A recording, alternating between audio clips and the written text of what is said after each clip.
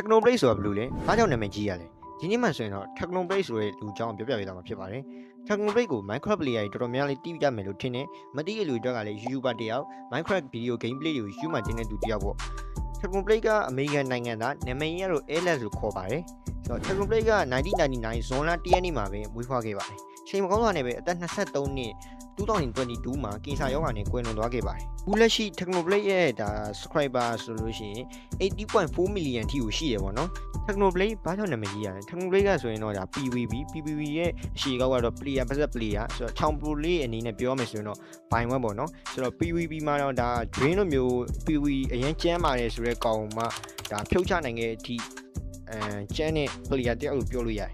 The potato wall လို့ခေါ်တဲ့ဒါအာလူတန်း900ကျော်အထိကိုစိုက်ပျိုးပြနိုင်ခဲ့တယ်ပေါ့နော်ဆိုတော့အဲ့ဒါလည်းဒါ Technoblade ရဲ့ဒါအောင်မြင်မှုတွေရတခုလို့ပြောလို့ရတယ်Technoblade ကိုသူ့ရဲ့ fan တွေက Technoblade never die ဆိုပြီးတော့